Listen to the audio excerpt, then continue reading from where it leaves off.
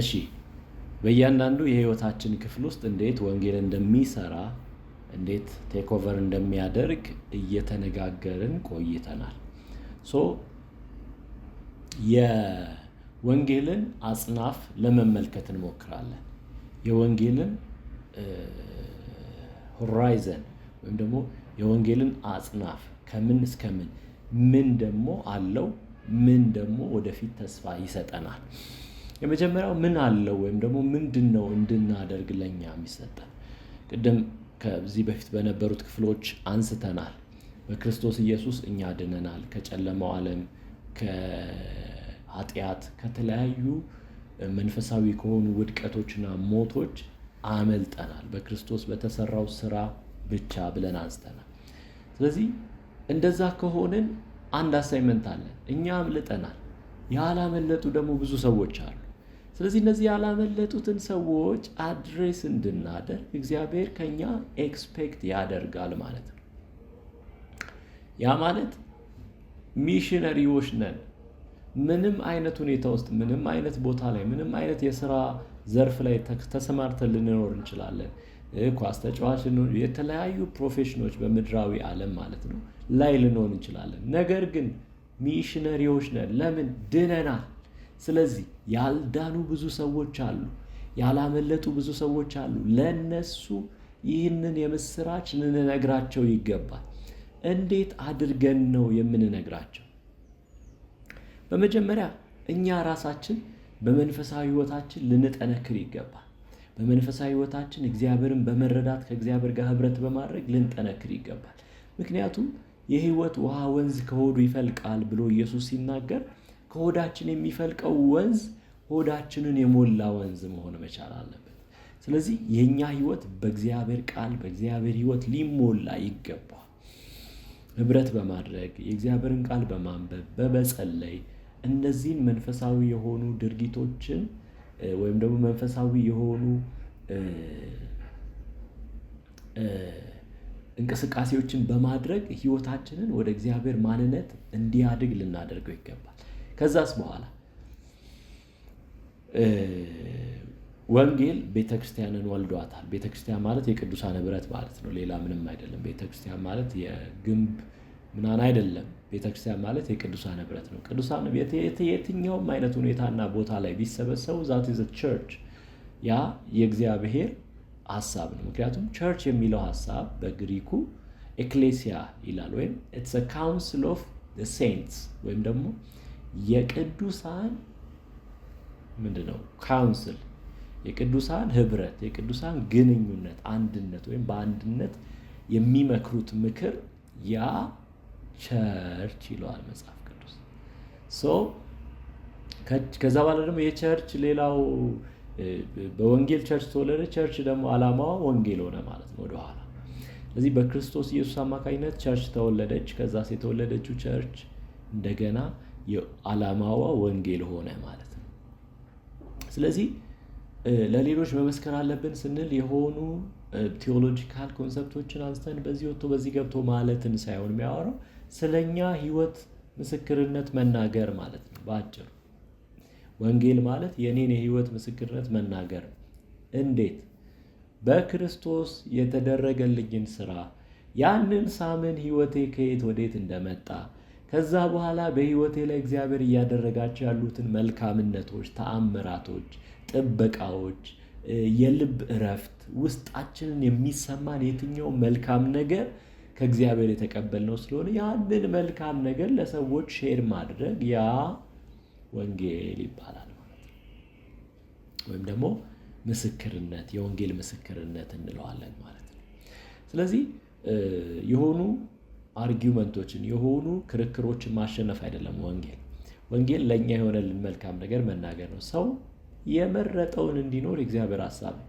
ምክንያቱም እግዚአብሔር ሞትንም ህይወትንም በፊታቸው አስቀምጫለሁ ብሎ ለእስራኤላውያን እንደነገራቸው ዛሬም እግዚአብሔር ለሰዎች የፈለጉትን ይመርጡ ዘንድ ፈቃድን ሰጥቷቸዋል። መምረጥ ይችላል። ነገር ግን መልካም የሆነ ምርጫ ይሄ ነው ወዳጆች ብለን ለሰዎች የምንነግረው ያ የወንጌል የምስራች ወይም ደግሞ የወንጌል ምስክርነት እንለዋለን ማለት። ስለዚህ የኛ ተልእኮ የትም ቦታ ብንገባ፣ የትኛውንም ስራ ብንሰራ፣ የትኛውንም ትምህርት ብንማር፣ የትኛውንም አይነት ፕሮፌሽን ቢኖረን የኛ ዋና ዋና ዋና ስራ ሰዎች ከዘላለም ጨለማ፣ ከዘላለም ሞት፣ ከዘላለም ጥፋት ወደሚደነቀው ብርሃን ወደ ክርስቶስ እንዲመጡ ምክንያት መሆን ነው። ምክንያቱም የኛ ሌቭል እዚህ ምድር ላይ አይገኝም። ባይዘው ምን ማለት ነው? የትኛውንም ነገር አቺቭ የምናደርግ በጣም ብዙ ገንዘብ ቢኖረን፣ በጣም በሰዎች ዘንድ ታዋቂና ፌመስ ብንሆን፣ በጣም የብዙ ሰዎች መሪ ባለስልጣን ብንሆን፣ የትኛውም ነገር የኛን ህይወት አላማ ፉልፊል ሊያደርግልን አይችልም። ምናልባት ያንን ትልቅ የሆነ አጀንዳ የምናደርግበት መንገድ ሊሆን ይችላል እንጂ ፉልፊልመንት ወይም ደግሞ የኛ የህይወታችን እርካታ ሊሆን አይችልም። ለምን? ህይወታችን አሁን ከምድራዊ ነገር ተወሰደ። በክርስቶስ ስራ በእግዚአብሔር አብ አማካኝነት ወደ ዘላለማዊ አጀንዳ፣ ወደ እግዚአብሔር ዘላለማዊ አጀንዳ ተወስዷል። ያም ወንጌል ወደምንለው ማለት ነው። ስለዚህ ይሄ ዋና ሚሽናችን ወይም ደግሞ ተልእኳችን እንደሆነ ልንረዳ ይገባናል ማለት ነው። ሌላው በወንጌል የተሰጠን ተስፋ ምንድን ነው ብለን ደግሞ በዚህ ጋር ስናወራ አንደኛውና ትልቁ ነገር የወደደን ስለኛ ደግሞ ህይወቱን አሳልፎ